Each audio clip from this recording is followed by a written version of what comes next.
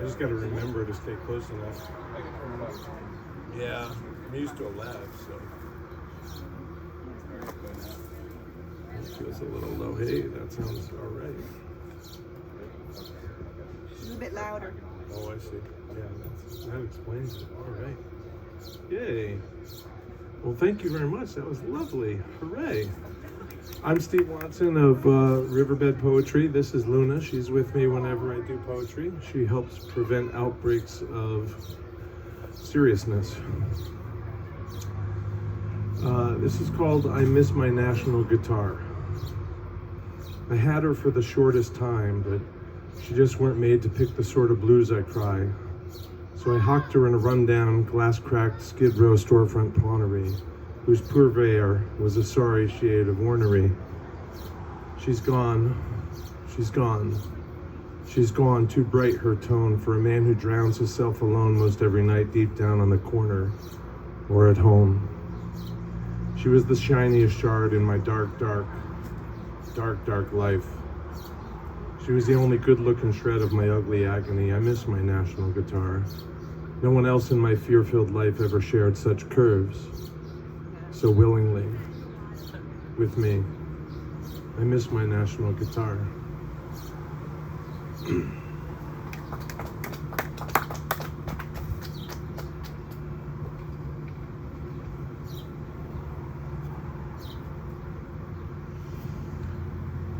I saw somebody's sunrise tonight. The red sun setting just beyond the crumbling cemetery.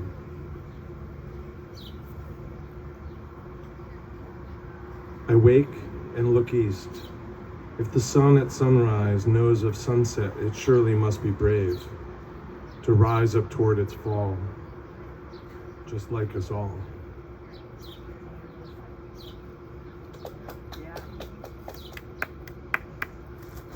I have one memory of my father, who was not my dad.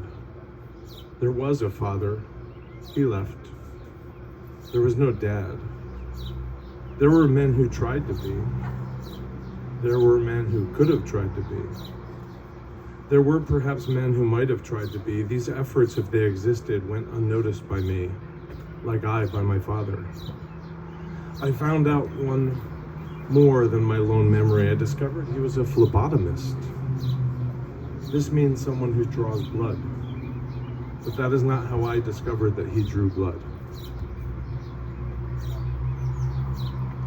I found out that a recipe sometimes made in a Sunday oven by my mom was his, or more truly from his work. I never felt it as his or from him. I simply knew that it was in my brain, in my heart, far different places, far different meanings, a world apart, like my father after he left when I was 8. After I was 8, we never ate well again. Again and again after he left for something, leaving us nothing. We never ate well. After I was 8, the eating changed. No more cinnamon applesauce, chunky in a steaming massive pot upon an aging olive stove, stirred by the wooden spoon which one day would come to pieces on my flesh. As a smaller family, we suffered. We struggled. We drew blood.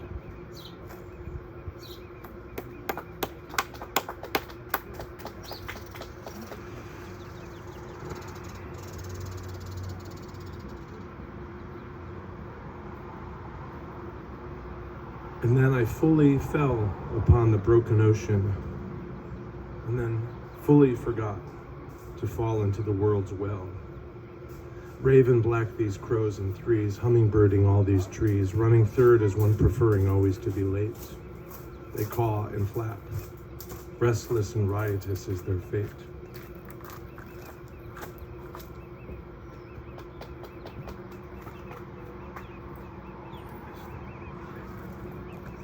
Must be fun to watch me scroll.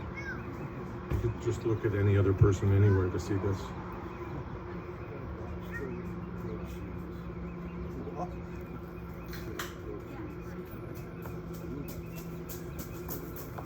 The only thing that feels bigger than I miss you I'm getting my food. is I love you.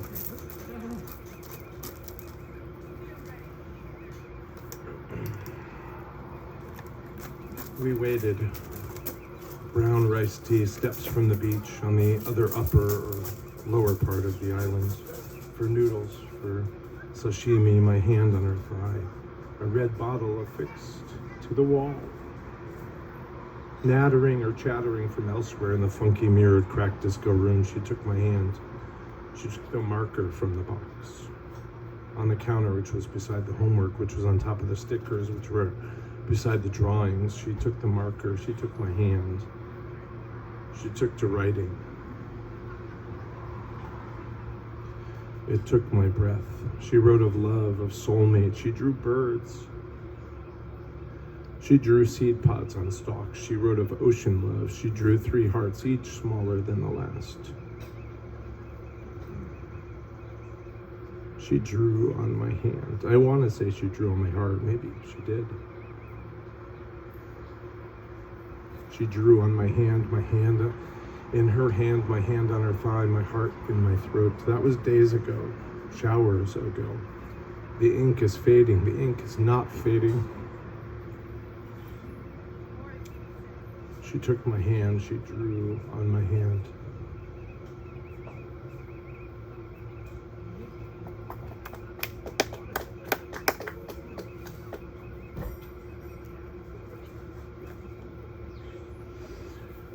This one has a title. It's called Barista Overheard. It's where they send troubled boys. I made a friend, a pretty good friend. He's a sociopath, but a pretty good friend. Thank you.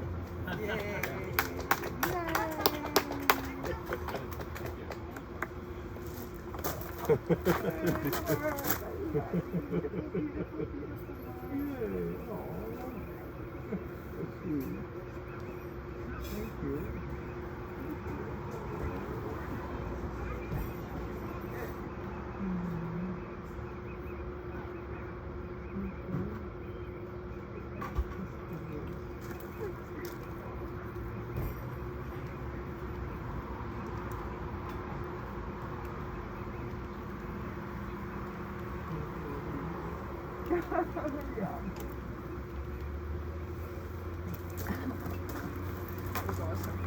Aww.